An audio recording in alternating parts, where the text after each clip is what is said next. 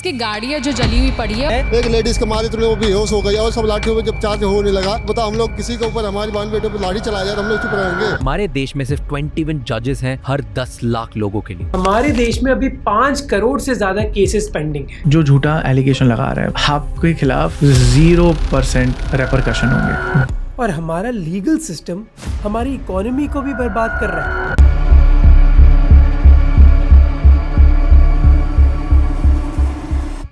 सच्चाई कुछ ऐसी ही है। आप एक सिंपल सा केस फाइल करते हो बस अपना हक लेने के लिए, और फिर आप वेट करते हो 1 साल, 5 साल, 10 साल और कभी कभी पूरी जिंदगी। ये कोई एग्जैजरेशन नहीं है। इंडिया में लाखों लोग आज भी जस्टिस के लिए वेट कर रहे हैं। रिसेंट का एक एग्जाम्पल लेते हैं। बिहार में एक आदमी को मर्डर केस में अरेस्ट किया गया और 28 साल जेल में रखने के बाद कोर्ट ने बोला एविडेंस ही नहीं था। 28 साल बाद उसको बाइज्जत बरी कर दिया गया। उसकी जिंदगी का सबसे बड़ा और जरूरी हिस्सा कोई मजाक तो नहीं था। एक और एग्जाम्पल लो। आपने पैसे जोड़कर एक जमीन लीगली खरीदी और उसको बचाने के लिए आप आधी जिंदगी कोर्ट में निकाल देते हो। ये कोई फिक्शनल स्टोरी नहीं है, ये रियलिटी थी सोपोन नरसिंगन गायकवाड की। 108 साल के एक आदमी जिनका केस 1968 में शुरू हुआ था। केस कोर्ट में घूमता रहा डेकेड्स तक, और जब फाइनली 2021 में सुप्रीम कोर्ट तक पहुंचा तब तक वो जिंदा ही नहीं थे और अब उनके बच्चे उनकी ये लड़ाई लड़ रहे हैं। और ये कोई एक केस नहीं था, ये सिर्फ एक एग्जाम्पल है एक ब्रोकन सिस्टम का। आज हम बात करेंगे क्यों इंडिया में जस्टिस के लिए फाइट करना ऑलमोस्ट होपलेस लगता है। तो सवाल ये है, क्या इंडिया में जस्टिस सिस्टम सच में काम कर भी रहा है या फिर सिस्टम ही आपके अगेंस्ट चल रहा है? चलो कुछ नंबर्स देखते हैं।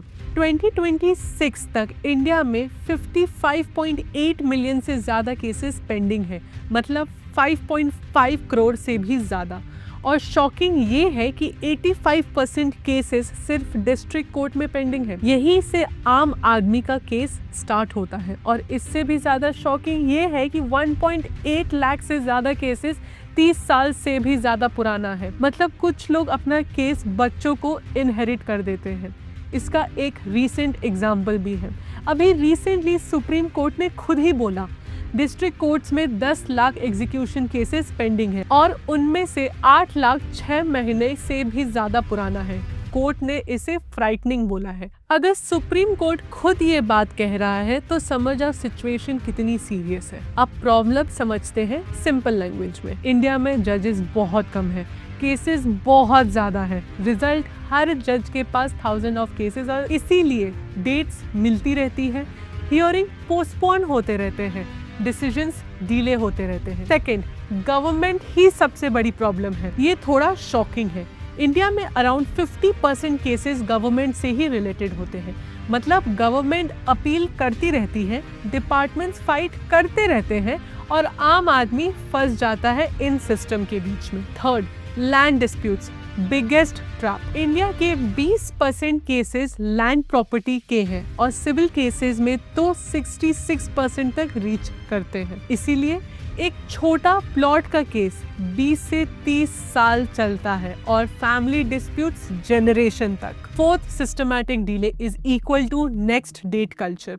आपने सुना होगा अगली तारीख मिल गई। ये जोक नहीं है, ये सिस्टम का पार्ट बन चुका है। लॉयर अनअवेलेबल, जज ट्रांसफर, फाइल मिसिंग, विटनेस नहीं आया और केस फिर पोस्टपोन हो चुका है। Fifth, system overload with unnecessary cases. 2026 में एक मिनिस्टर ने बोला million of minor cases court में अननेसेसरीली पेंडिंग है, जो आइडियली कोर्ट तक आने तक नहीं चाहिए थे। मतलब सिस्टम ऑलरेडी इतना ओवरलोडेड है और हम उसमें और लोड डालते जा रहे हैं। द फैक्ट इज कि ये सिर्फ स्लो सिस्टम नहीं है, इलीगल है। और सबसे इम्पोर्टेंट पार्ट, ये सिर्फ इनएफिशिएंसी नहीं है, ये आपके फंडामेंटल राइट्स का वायलेशन है। सुप्रीम कोर्ट ने बोला था speedy trial is a part of right of life, article 21। मतलब अगर आपका केस 10 से 20 साल चलता है तो सिस्टम स्लो नहीं है, सिस्टम आपका राइट वायलेट कर रहा है। अब इसका रियल लाइफ इम्पैक्ट समझते हैं। एक बिजनेसमैन बैंकरप्ट हो गया है क्योंकि पेमेंट केसेस डिले हो गए थे। एक फैमिली 2 जनरेशन तक प्रॉपर्टी केस लड़ती है, एक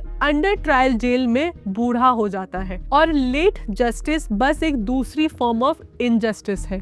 the hard truth is Indian judicial system सिर्फ स्लो नहीं है, ओवरलोडेड है, अनफंडेड है और स्ट्रक्चरल ब्रोकन है।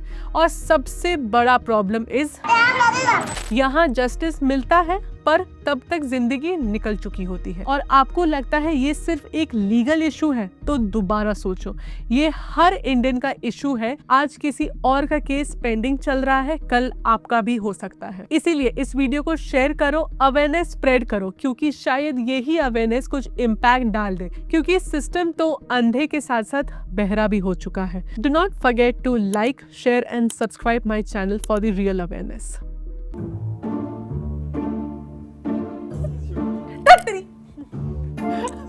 Oh God, this name is so bad.